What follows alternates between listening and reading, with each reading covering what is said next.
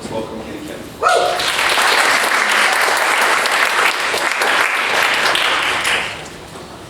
Thank you, Dr. Rose.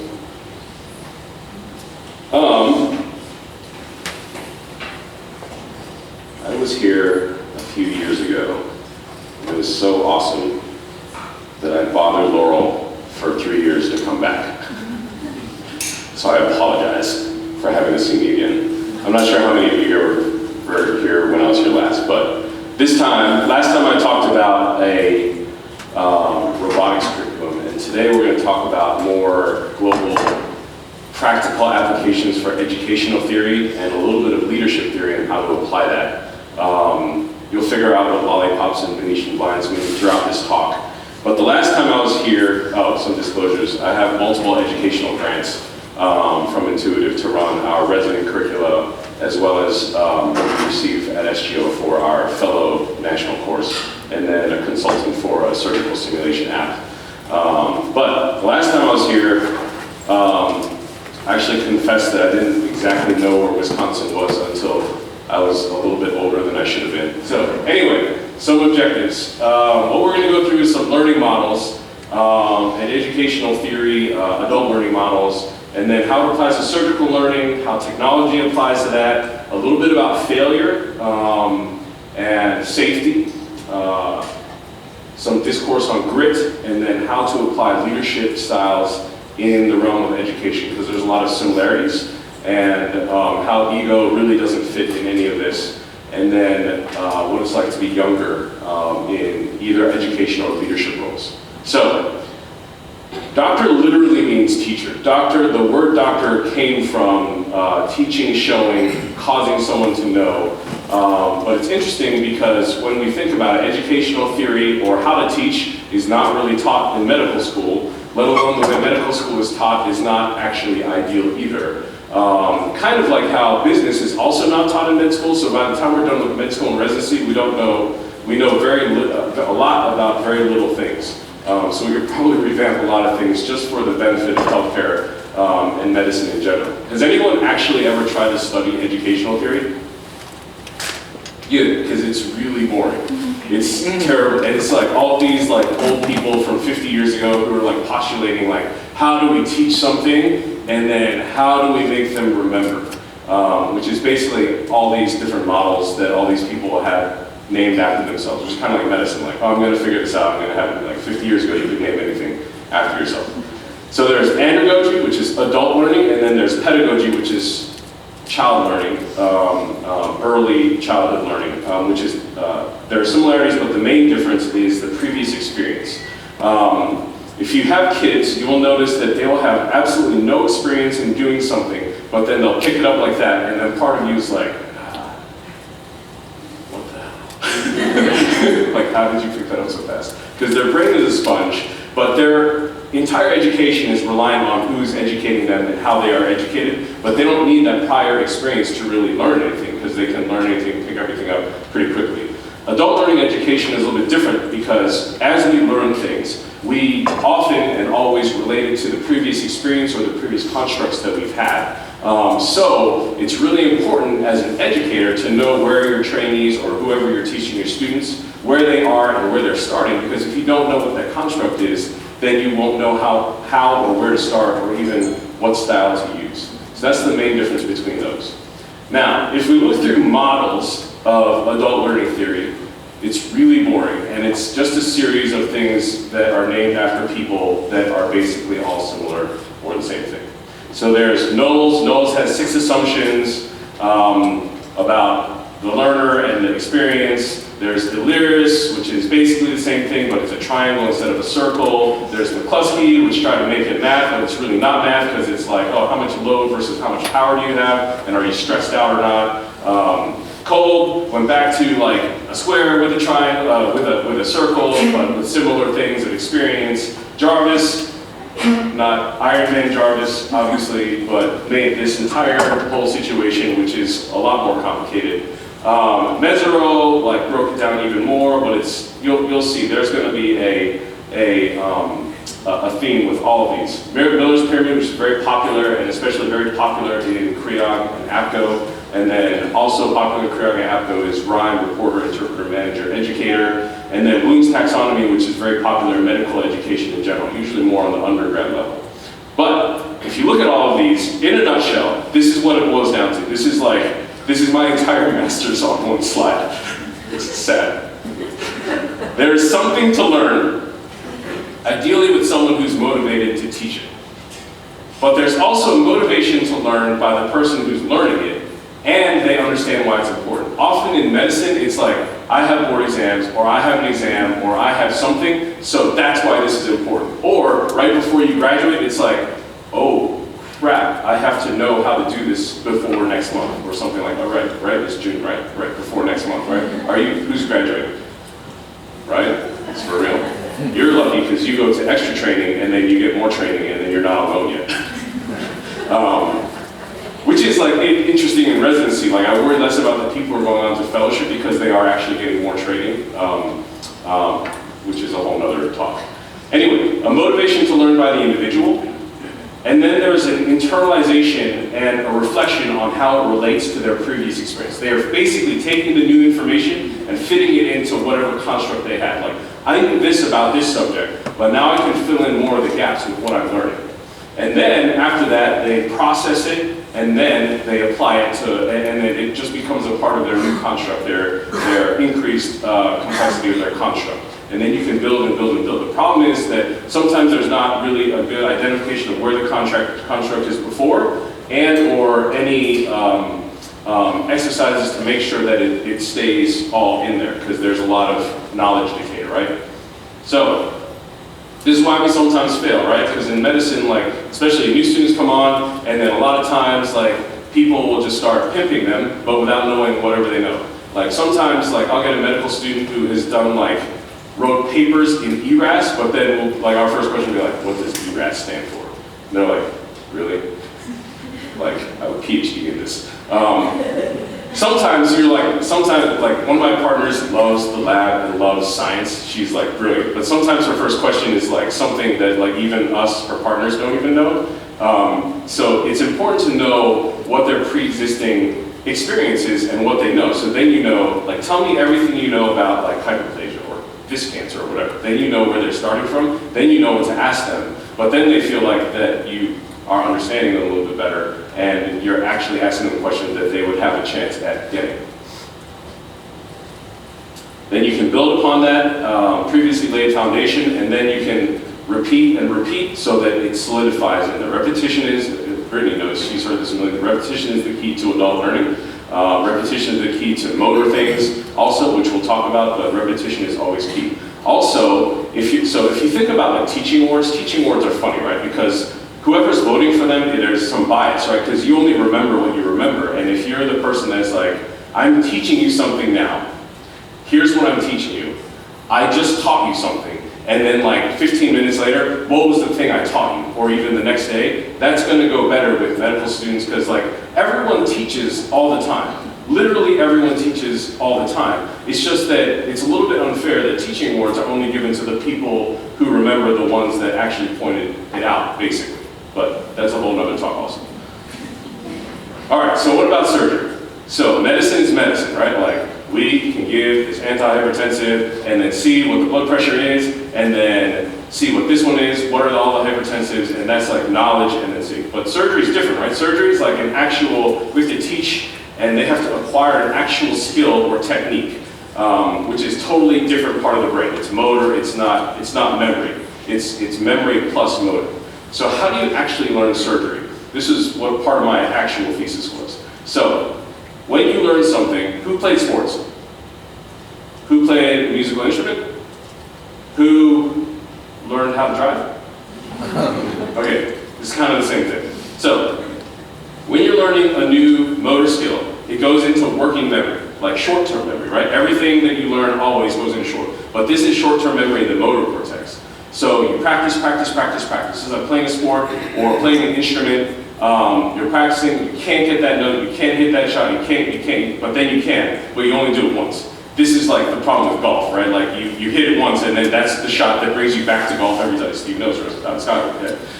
So, once you get it done once, Then you practice more, and then you do it again, and then you do it again, and you do it again. But then after you practice it a lot, you need a sleep cycle, because during that sleep cycle, that's when it goes from your motor cortex to your cerebellum. Your cerebellum is where like automatic things happen, right? Like remember med school, that's like how you breathe without thinking about it. That's how you brush your teeth without thinking about it. That's how you tie your shoes without thinking about it. That's sometimes how you drive home without thinking about it. It goes from reflective, like if it's working memory, you have to actually think about what you're doing. And then when it's in the cerebellum, it's reflexive. So people who code faster are the ones who are more efficient with picking things up. They're the ones who have a knack for like, oh, I've done it, and I only need 20 times the math versus someone who needs it like 200 times, because they're more efficient at this coding. But not everyone obviously codes things 100%. So that's why you gotta practice, sleep, code, practice again. It's the same thing as sports. This is why 10,000 hours works, because 10,000 hours, you can't stay awake for 10,000 hours. You have to have a sleep cycle, and it has to get into coordinated memory. That's why a lot of you can do a C-section in your sleep now, because it's a very coordinated movement. You know where to put the retractors, you know where to put the stuff, because I haven't done a C-section in a long time. I assume it's the same. The baby comes out somehow, and there's some suture. The thing that sometimes enhances this or inhibits this is your emotion and sometimes survival, right? Like later we're going to talk about comfort, right? Your comfort level or your fear level can affect how you're practicing, and then how much is actually in your working memory, and then how much gets actually coded for coordinated longer-term memory for motor stuff. So sports does this with swim mechanics, concert performance with like violins, which I didn't play, even though I'm Asian. And then driving a car is the same thing. It's the same motor function that you practice and practice and practice, but you take driver's ed before you drive. NASCAR drivers don't learn how to drive while racing. LeBron James did not learn how to dribble in the NBA Finals. There's the learning the technique, and then surgery is where we apply it. Swing mechanics, learn the technique. You get to the procedure in surgery, that's where you apply the techniques that you learn. Especially for a lot of things in surgical residencies, it's like sink or swim, right? Like it's like your first day or your second month, and you're going to the OR, and it's like, what are you doing? What are the instruments? What are the steps? And you're like literally learning how to use the instruments and the steps all at the same time, but we would probably separate that a little bit better. Especially, so that's the two learning curves, especially if we have advancing robotic systems, and the learning curve of the technique is a significant learning curve now. Because open surgery, back in the day when open surgery was the only option, everyone learns how to use scissors in like kindergarten. Everyone knows how to use, most people know how to use a knife, arguably. But those are not things that you have to learn. Like using a robot is not the same as like learning how to use scissors in the right way. Back in the day, there was much more surgical volume, and that translated to the experience. But now, especially with decreasing volume, we have to come up with different ways, whether it's simulation or otherwise, to figure out how to teach this better and more efficiently, so that when they get to the OR, they can save that OR time for procedural learning. And then with the focus on outcomes, we probably have to do better, whether we like it or not. So, the procedure is the procedure. That's a whole different learning curve. Which is a whole different talk altogether. But the system, and if we can use all these novel technologies, we can probably do better with the feedback also, right? Like you go to surgery, like everyone, it's just the way surgical training is right now, which probably has to change, but it's like, I want feedback, how did I do? And a lot of times it's like, work on economy of motion, work on efficiency. But sometimes it's like, what does that mean?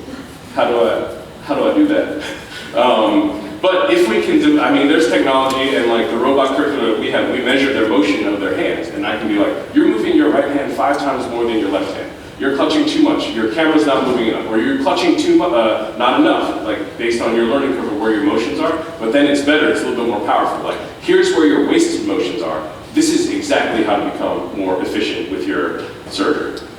But technology is a whole different thing, right? So we can apply technology to education, but we have to do it carefully. There was this old stigma 10 or more years ago when all these things were happening. They're like, oh, too much screen time. The pediatricians were like, our kids are going to be, which actually probably happened. Our kids are like totally blunted with screen time and all that kind of stuff. But they postulated that this technology can weaken the higher order cognitive processes critical thinking, abstract thinking, imaginativeness, mindfulness, and they have less informal learning, which cultivated imagination, like reading a book or listening to the radio or non-visual things. But this is like our modern learners now, and it's not like it's going anywhere.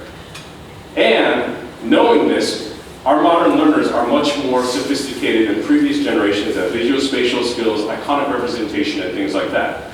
To the point where now, in especially surgical training, we're like, oh no, we have to embrace the technology, but use it the right way to figure out how to increase their technical skills, how to train better, whether it's virtual reality, augmented reality, telemedicine, simulation, gaming and gamification and things like that. But then, like we said before, it reserves the OR time for actual procedural learning, where they come and they know how to tie or they know how to use this instrument, and then it's like, what's the next step? Whereas like, especially like robotic surgery, it's like, what's the next step? All right, I gotta take that ligament. All right, I gotta move, how do I move the arm? Okay, that's how, okay, what was the next step again? Okay, I got it, so they're flipping back between the two learning curves, so we can do it a little bit more efficiently. The problem is that if you have fancy technology, the key tenet is, in education is technology never trumps instructional design. Instructional design is the most important thing. Like we have a very robust robotic curriculum, and our residents across every, like I run it for general surgery, urology, cardiothoracic, all the urology, everything. But they think it's like, oh, we have this fancy new simulator that's cloud-based with a leaderboard, and that's what's teaching us. But the actual instructional design is like the exercises, the order of the exercises, and the gamification, because we keep a leaderboard every month of all the residents in the entire house, in the entire hospital. But that's the technology that allows for that. But the actual instructional design is completely different, that the residents are not as aware of. This is like our residents lined up at our, that's like a urology, general surgery, one of our GYN people, but now they're like trash talking a little bit and they actually help each other now, which is kind of nice. But it's because of the instructional design more than the actual simulator, because there are simulators that sit in other hospitals or even in our hospital previously that just sat there and nobody wanted to use it. It's the instructional design and how to apply it. Especially now, with the modern learners, you have to figure out, because they're very good at identifying information, but there's not a lot of processing, so how to apply this so they can process it with repetition, muscle memory, and things like that. If you think about practice, whether it's simulated or not, practice is a controlled failure.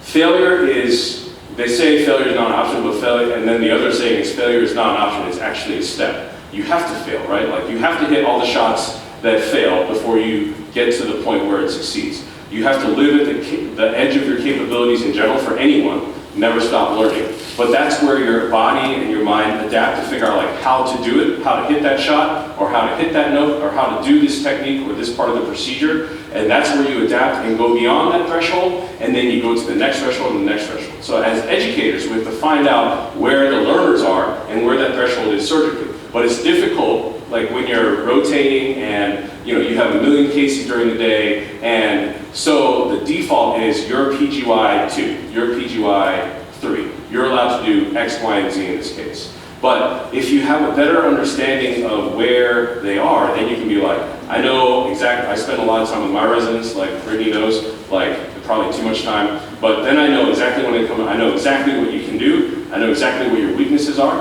and I know exactly where to push you and what your personality is and how you learn. Like this person is a little bit not confident, but they have the skills, they just need some TLC. This person thinks they're the greatest gift ever, and they can take some trash talking and they can be knocked down a little bit, but that kind of thing helps. But pushing them to their threshold and then helping them there gets them beyond.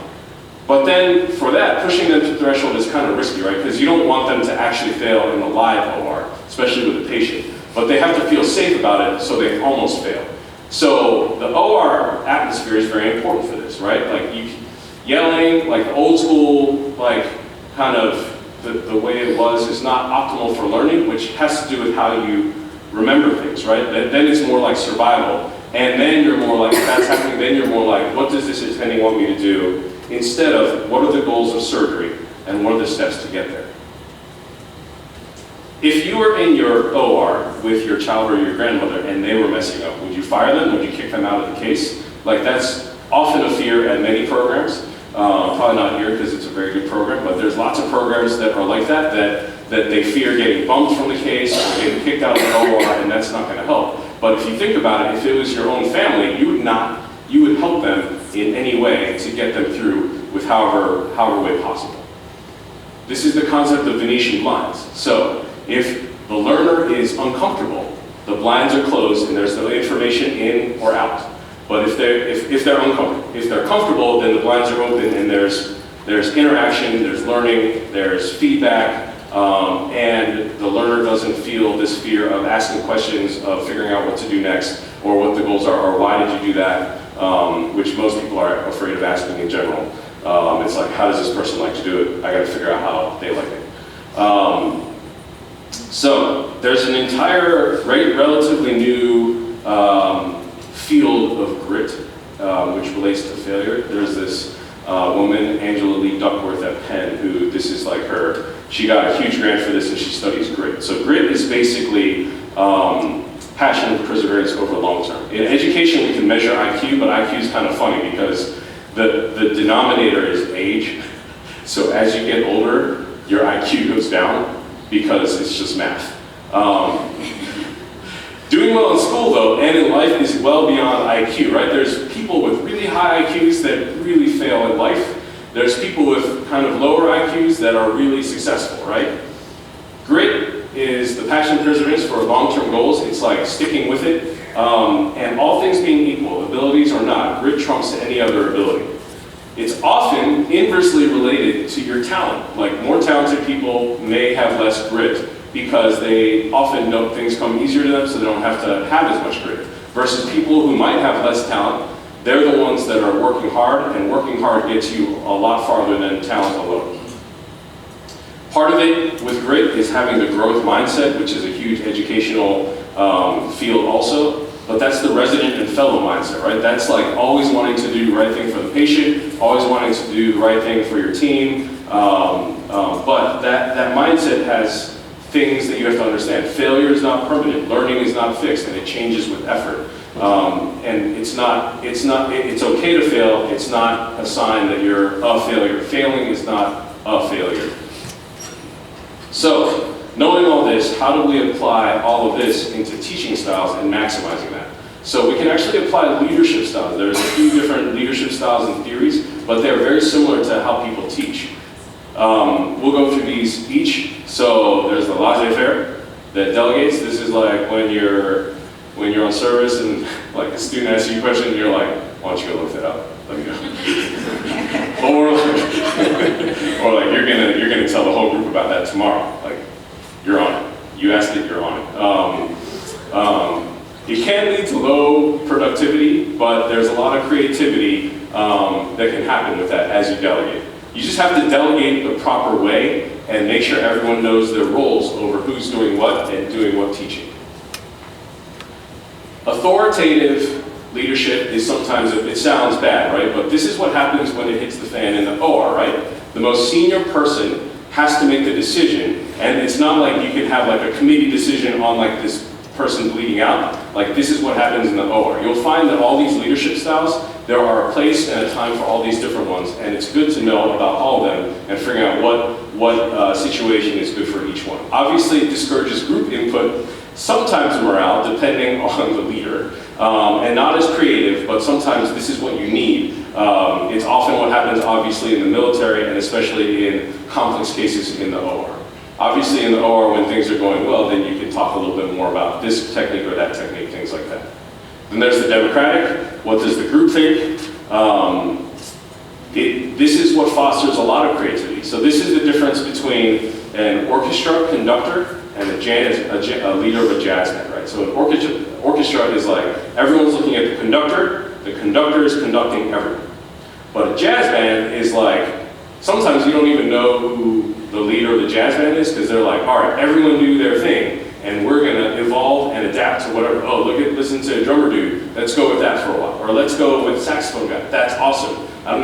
Never heard that, but we're gonna go with it. So then it's a lot more collaborative, it can be highly productive, and come up with a lot of creativity. But depending on the individuals, there can be some poor decisions that can be made, so you have to be a little bit careful. This is also like how kind of problem-based learning in medical education occurs also, democratic.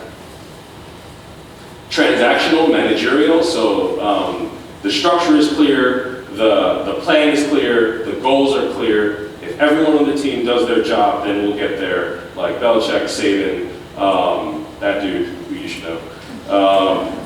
It's a little bit rigid, as you can tell by any player who's played under these people. It discourages creativity, like, what were you doing with that? That was not the plan, even though it got the job done and probably got it done better. And it can be insensitive, but it's a very useful way, especially if you have a whole bunch of people that you have to lead.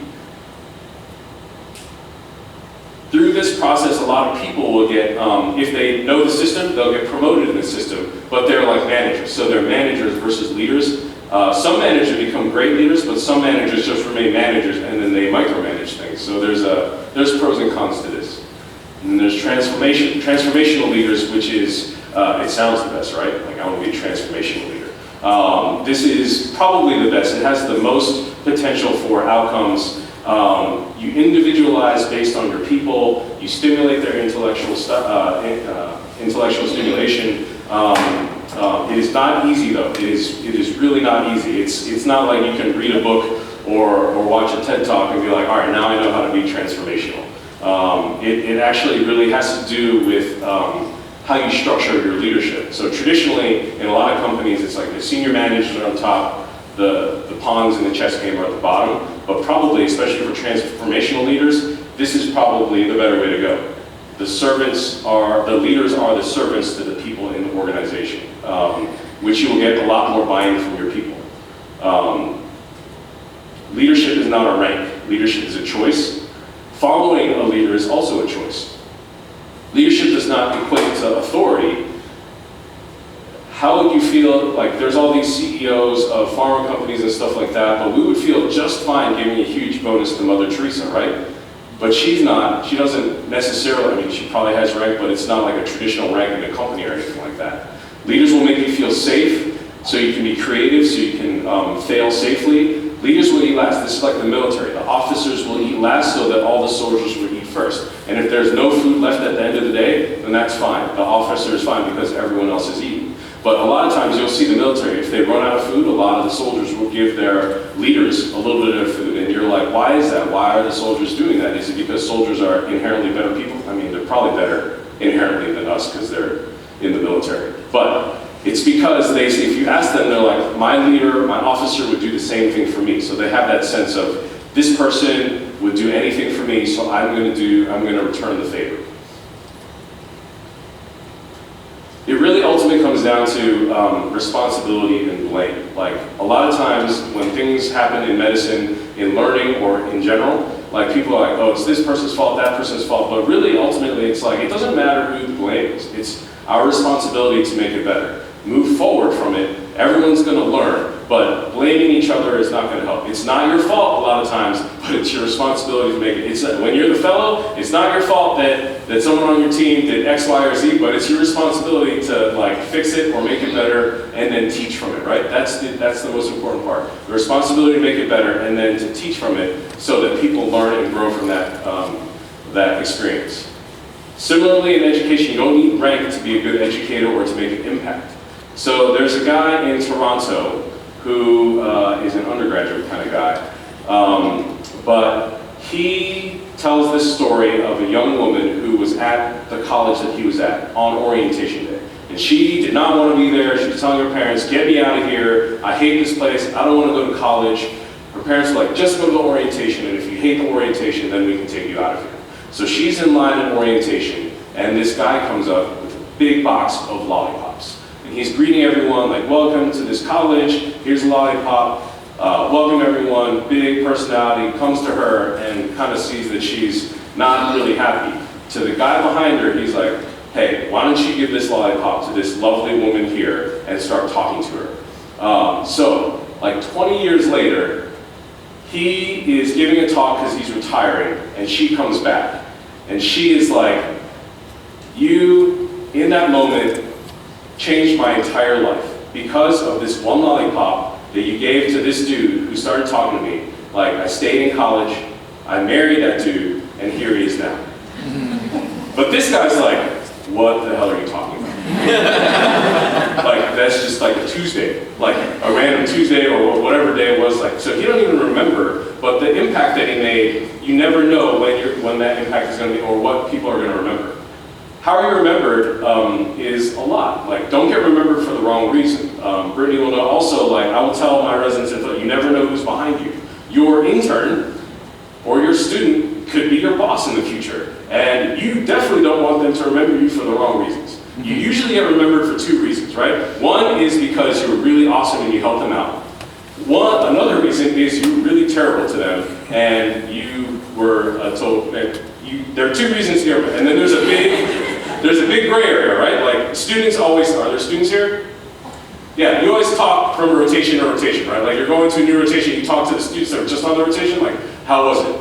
They're like, this person was good to work with, this person was awesome, this person was okay, avoid this person.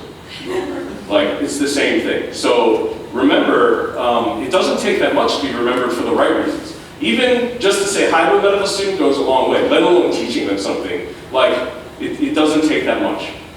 You never know who's behind you, and you don't want to be remembered for the wrong reason, for many, many reasons, whether it's societally, or for research networking, or networking in general. It's a really important thing. So as educators and mentors, really our job is to become obsolete, which a lot of people, especially people who have authority, not always, but often are like, I want to be the person, I want to be indisposable, and so I'm threatened by people behind me. But your job when you're in those positions, especially leadership positions, is to groom the future and to become obsolete. Like Yoda, who's awesome, Luke, we are what they grow beyond. Failure, you have to pass on everything that you learned, like all the strength and all the mastery, but you have to pass on the failure too, so that they know that they can grow from your mistakes, and then they can take the baton from you and take it to the next level. If you don't do that, especially as a leader or even as an educator, you don't teach anything, like I'm not going to teach you how I did that in the OR. They're going to start resenting you and not really looking up to you, which is really a negative thing to happen if you're a mentor. Ego and creativity cannot go together. The Dalai Lama said that. So at UAB, with our curriculum for surgical training, we've come together, but we don't have any ego. I will tell my residents and fellows to go check out, like, see how they're doing this conduit, see how they're doing that diverting ileoscopy, but they'll send residents and fellows back, see how they're approaching this inguinal node dissection, see how they're approaching this spleen, et cetera, et cetera. So we've come together, we had a really big dinner, and there was a lot of wine, but then we're like, you guys are awesome. We should work together better. And from that point, we're like, all right, we can collaborate and create better. So now we have an entire combined curriculum because we're all not a-holes to each other, basically. There's nothing permanent except for change. When you're finished changing, you're finished. That is like, it's like death, taxes, and change. Those are the things that are permanent in life. When you want to make an impact, whether education or not, it's never too early. Being a rookie is okay. Is experience necessary? Oftentimes experience is necessary because, like, if you straight up don't know how to do something, you're gonna need to talk to someone who did it before. Like, whoever climbed this mountain before, I need to talk to that person so I know how to climb the mountain the right way, and so I'm not wasting time or energy. But rookies are also necessary in general, in departments or in societies, because rookies are the most eager. If you think about the knowledge of the world doubled in 1,500 years first, and then it only took 250 years for the knowledge to double, and then 150 years. Now it's down to 1 year, and soon it's going to be the entire knowledge of the entire known world is going to double in 12 hours. The decay rate of knowledge in general is 15% per year, is what becomes obsolete, like VHS became obsolete, high definition DVD became obsolete, like things like that become obsolete. That's important though, because the rookies are the ones who are the most adaptable to learn the new stuff. And also, they can sometimes be more expert than experts. They will ask more questions and they'll have less opinion stasis. They'll be less, this is like Facebook, right? Like Facebook, you're friends with your friends. And so the feed usually is stuff that you agree with.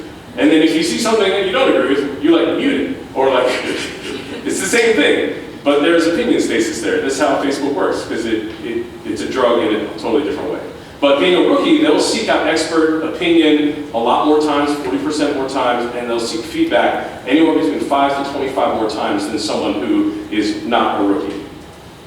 This is the learning mode, this is the resident fellow, this is the growth mindset. That rookie mindset is important. You're not stuck in the status quo, but it's important to know, like, when you're a rookie, you don't also want to be like, oh, the status quo sucks, we're going to blow up everything. Sometimes the status quo is very important for a lot of reasons. The status quo is sometimes very useful, and it just needs minor modifications. So if you're a rookie, and that's the thing that you have to figure out, if you're a young person, like, what works, what doesn't work, and just don't go into it like bullheaded, like some young people can. Like, experience is also important. You don't want a brand new rookie CRNA doing like your spinal or your epidural if you're having a baby. Because that still happens, right? Right, new babies, yeah. So, Venetian blinds and comfort of the learner will increase educational yield. Grit is important, feeling safe is important, and failing forward is important. If you're going to fail, fail forward so you can keep on moving forward. Leadership theories apply to education in a lot of different ways. You can strive to be a catalyst for lollipop moments because you actually literally never know when those are going to happen. Whether it's people you're teaching, people you're working with, or even your own family, you never know what's going to be remembered. Ego and creativity can't go together. Creativity and adaptability are very important, and you're never too learn to do or start any of these things. So, that is all I have.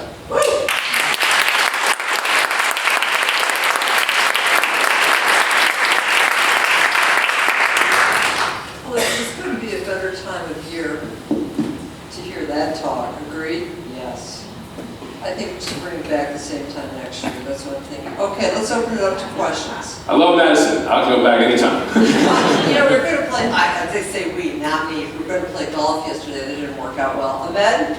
Great. And from top, question, so of all your actions, surgical or education or anything, some will fail. And your teaching is, endorse that failure, learn from it, and move forward. What is the percentage of failures that is the sweet spot, above which you have to think that, well, I might be doing the wrong thing?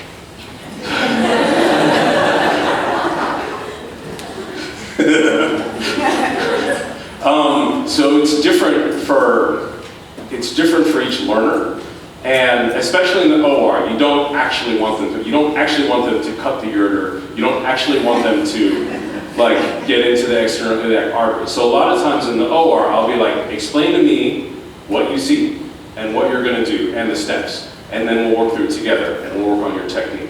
So in the OR, especially when you really don't want, so you have to kind of mimic failure, but you have to make them feel safe so that they will tell you like, this is what I think and this is what I think the steps are, and then it's like, okay, how do we get you there? That's right. Or like, okay, well, what about like, okay, you said this, but what structure might you get into if you do that? So in the OR is a little bit different. Other things, it depends on the learner and how much they're... I'm sorry, to clarify. So as a surgical teacher, you teach something and you fail in teaching that something, right? And then when do you say, is it me that I'm not learning how to teach, or is it just the student who's not getting? Oh yeah. So in those situations, Brittany may remember this or not. I came to the tail end of your training, but I'll have a powwow with the fellow first, and I'll be like, how is this resident? Where are they at? What are the goals for the resident for this case? And how do we get them there? And then I'll be like, do you want to be the primary teaching driver, or do you want me to be? And then we can tag team. So it's not like two backseat drivers. But then, if I'm not getting it, then I'll be like, hey, Taylor, hey, whoever, can you explain this another way? Because I don't think they're getting it. Or we'll reset somehow and try a different tactic. So, increasingly we're being held to RVU target numbers. Yeah. This is a big push all across the country. And the older I get, the less patient I get. Yeah. It's human nature. Repeat that question. Sorry, increasingly held, we're increasingly out to RVU target numbers. And how do you, it takes time to teach. You can do something a lot faster. Right. And the OR what you've done at a certain time. How do you incorporate teaching also at the same time be cognizant of how long it takes you to do it. Yeah, so part of it is expectations of the learner. So so after I have the powwow with the fellow, then we'll powwow with the resident and be like, hey, we have 1.5 million cases today. But what is the particular thing in this case? Each case, we're gonna work on a technique. But we can't be here all day because we also have to get through the day, so we're not here until like missing, happy hour, dinner, and nightcap, and but then if they understand and they're because most residents are like, I expect to do the entire, right? Like you want to do the entire case when you roll in there. But if you are like, this is what we're going to do, what do you need to work on? That's going to be our goal, and we're going to work on that. But we also have to work through the day. But then their expectations, then they're not like, oh, I only got to do this. Whereas like you're like, no, we have to do all this stuff, but we're going to take the time to do this for you. And then each case we're going to do something. And sometimes, a lot of times in the OR, it'll be like, all right, you have X amount of time, it's like pole position, or like other racing games, like you have X amount of time to do this part. But if you're doing well, and you're being efficient, then you can extend your time because we're moving the case forward in an efficient manner. But if we get to that time point and you're struggling or the anatomy's jacked up, then we're going to have the fellow or someone else take over. So then they know, like, okay, I'm on the clock, so then they're thinking, I gotta be efficient, and I gotta know what I'm doing. But then they are motivated to do it, and they're not just sitting there like asking what's the next step, what's the next step, what's the next step. So part of it is that kind of expectation, and then setting up like little parts in the OR. Yeah. I have a question up here. I have a question about that, just to counter what Dr. Rose was saying, what you were saying. I feel like when you allow the people who are more surgically inclined to do more, it makes the people who struggle do less, right? So if you tell someone, or if someone's not doing as well and you stop them sooner, then they're not getting the experience they need to meet the higher achieving residents where they are. So it's always hard for me when I see like someone in the OR who's not as skilled surgically get cut off earlier because it's taking longer when they really are the ones who need more experience and need that extra time. So how do you balance that? Yeah, we were talking a little bit about this last night. The nice thing about having everyone starting the robotic curriculum, our curriculum early, like first year, is now I can identify who's going to be terrible early. Because most OB-GYN, it is what it is. But most OB-GYN programs are like OB heavy and then GYN heavy. And by the time you're realizing someone is underperforming or below average, then it's like, oh my God, they're graduating next year. And then it's like, I just want to get through this case. I got to cut them off. But if we can identify them earlier, then we can get them extra help earlier. But then also, if it's later anyway, then that's when we got to figure out other techniques. Like we got to practice clamping and unclamping, or we got to practice your tying, or we got to practice your knife control before we get to the OR. So then when we get to the OR, you can at least have some more reps before getting there. So it's a combination of things to try to ameliorate that. But it's a work in progress, and it takes a lot of time, and it's time that nobody really has or gets compensated for. So, and this is a great talk, and I love hearing it. I tend to prefer laparoscopy, and I think it's easier for me to teach laparoscopically because you're a little more in it. Oh yeah. The exact same thing, you kind of direct them. The learner more instant. When you're teaching robotically, are you often on simulators so you can encourage people sitting down the console and have someone at the bedside, or are you often teaching from the bedside?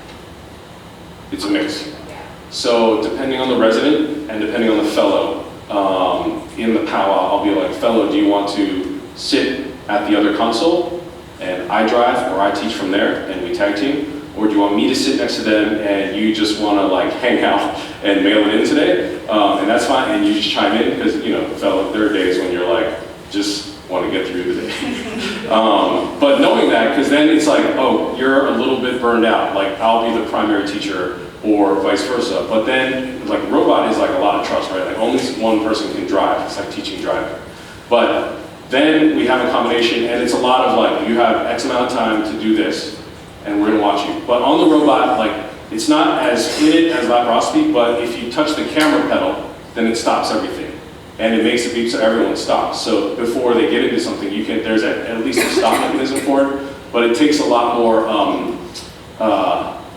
ability to use words and guide them a little bit, and drawing on the screen, and it's more of a tag team with the fellow. And our fellows, like when we bring them on, we're like, you're gonna be top educator also. That's our expectation, and that's our legacy. And the cool thing about UAB is our division, not even department, our division is the gold standard for education in the entire university. So because of that, when we recruit people, we want educators, and they know that, and so they take pride in their education, and that also helps. But a lot of it is before the case, and then knowing to hit the camera button when to do it, and then having them run through the simulation throughout the year. All of that combined kind of helps with that. Yeah. Oh, sorry. She was first, I think. I really enjoyed your talk. Thank you so much. My question is from a learner perspective, in a rather like hierarchical field such as medicine, what do you do if you feel like the lines are closed, or if you feel like if you don't feel safe, like if you don't feel comfortable speaking up or something like that? That's a whole other talk.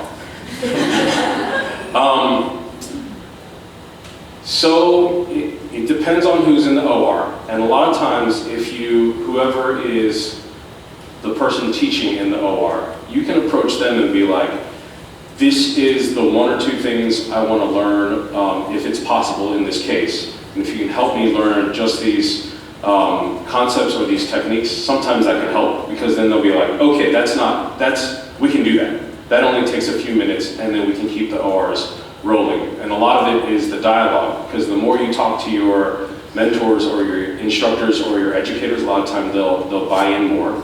And they'll understand where you are and where you need to go based on what you want to do in your residency, in your career, et cetera, et cetera.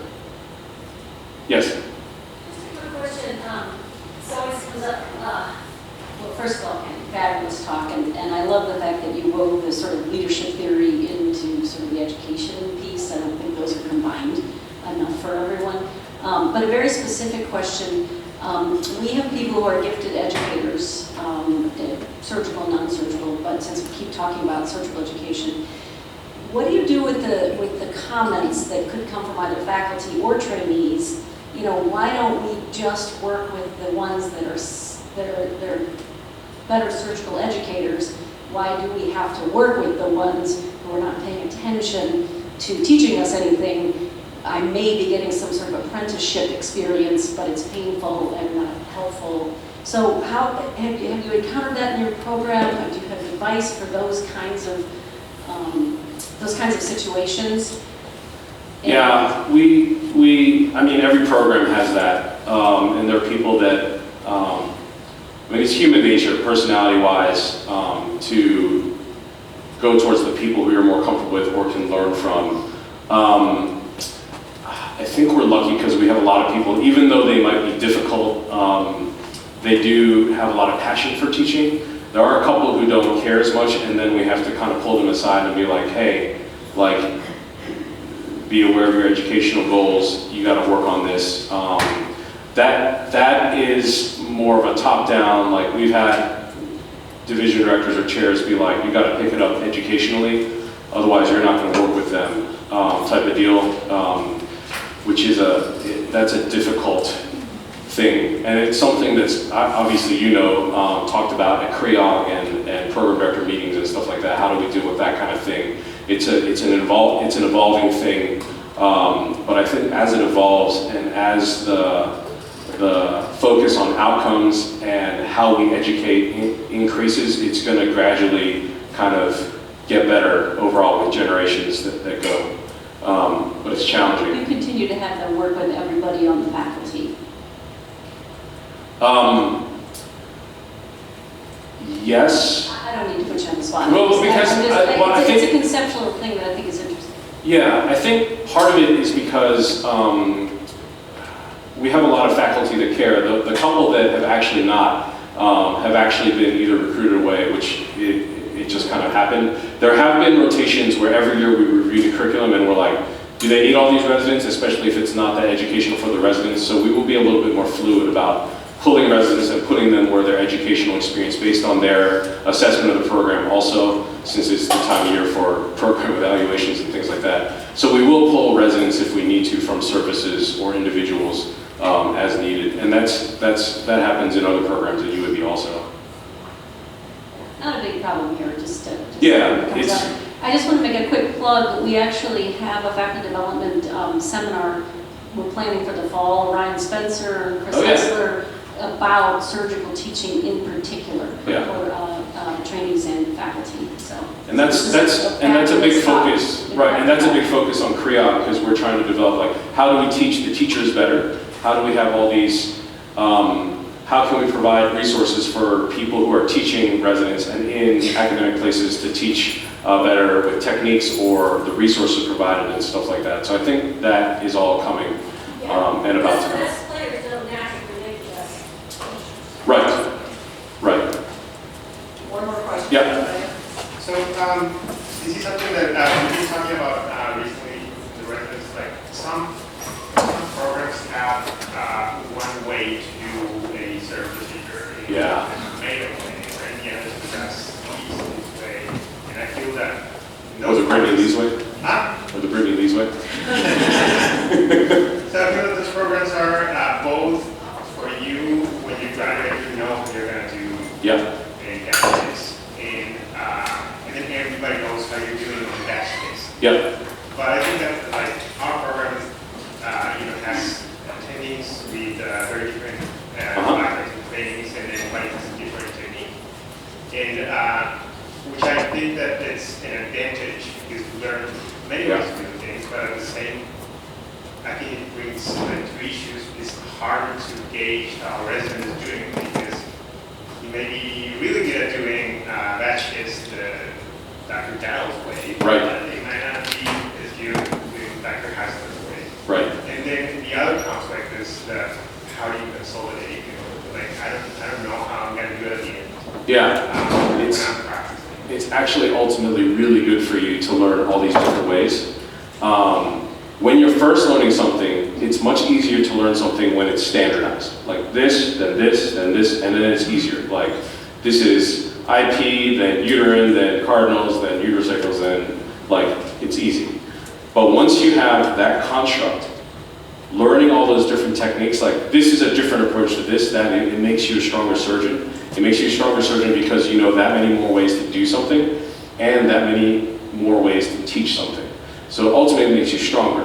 But as you're learning it, try to figure out what are the basic steps, and these are the variations of it. Like this is how they approach this, but it's similar to this. This is just two different approaches to do. So you have to find the commonality of the approaches, which is a little bit more work for you guys because you're like residents. I mean, residents and fellows, you kind of have to be a chameleon. Like, who are we working with today? How do they want to do it? And then you do it that way.